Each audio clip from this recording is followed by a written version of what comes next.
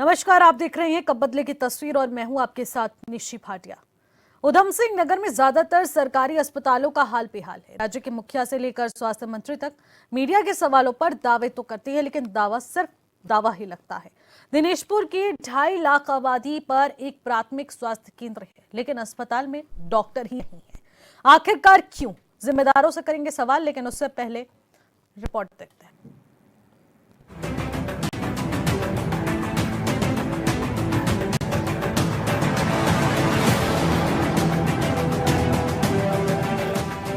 उधम सिंह नगर में स्वास्थ्य विभाग पर जो फिर सवाल उठ रहे हैं कि डॉक्टर विहीन अस्पताल है, क्योंकि इस अस्पताल में डॉक्टरों की कमी है। दिनेशपुर प्राथमिक स्वास्थ्य केंद्र में डॉक्टर्स की कमी है। इसके अलावा 3 महीने से डॉक्टर विहीन अस्पताल का संचालन हो रहा है। मरीजों को सीधे रेफर किया जाता है। महिला मरीजों को इससे काफी ज्यादा परेशानियां हो रही हैं, क्योंकि उन्हें सही तरीके से उपचार नहीं मिल पा रहा है। तो महिला डॉक्टर की नियुक्ति 2 दिन ये महिला डॉक्टर्स आती हैं, और ऐसे में अस्पताल में यहां पर लगातार सुविधाओं का अभाव देखने को मिल रहा है। ऐसे बहुत सारे सवालों को जन्म देता है ये अस्पताल। आखिरकार इतने सारे डॉक्टर से विहीन क्यों हैं? यहाँ पर कोई भी स्पेशलिस्ट डॉक्टर क्यों तैनात नहीं किया जा रहा है? ऐसे बहुत सारे सवाल जिम्मेदारों से करेंगे, लेकिन उससे पहले एक छोटे से ब्रेक का वक्त हो चुका है। ब्रेक के बाद जो लौटेंगे आप पर ही रहेगा।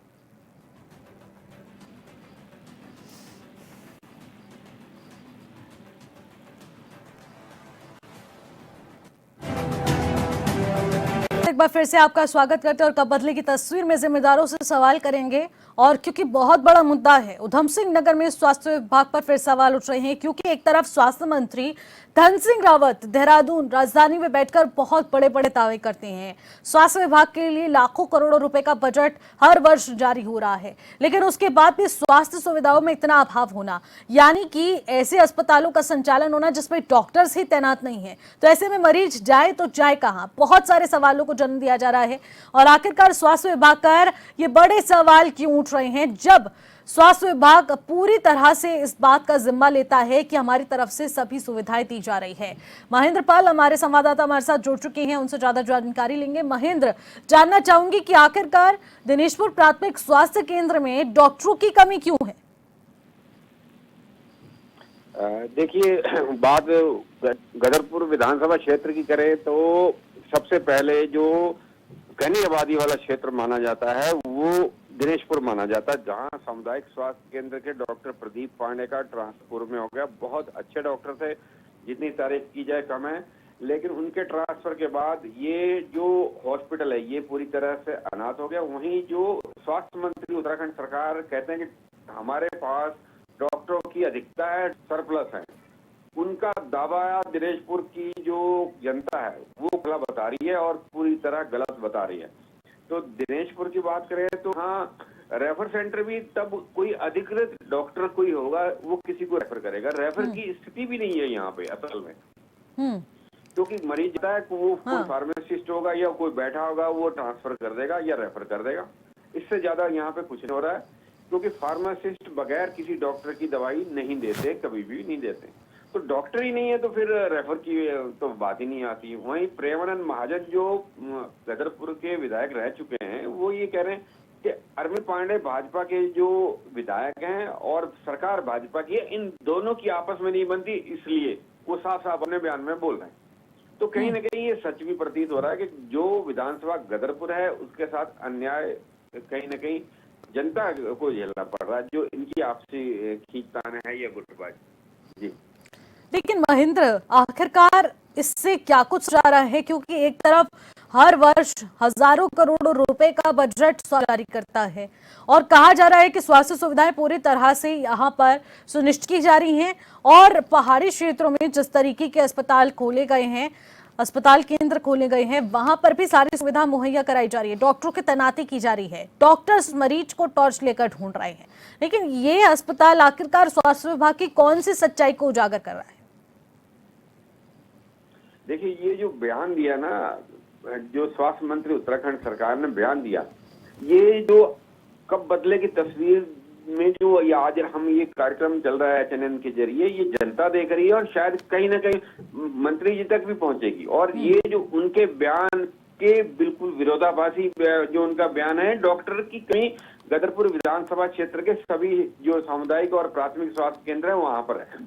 और इसी तरह की जो अगर आशा कार्यकर्ताएं जो गांव ग्रामीण क्षेत्रों में है वो नहीं हो तो ग्रामीण क्षेत्र की स्थिति बहुत खराब हो जाने वाली है।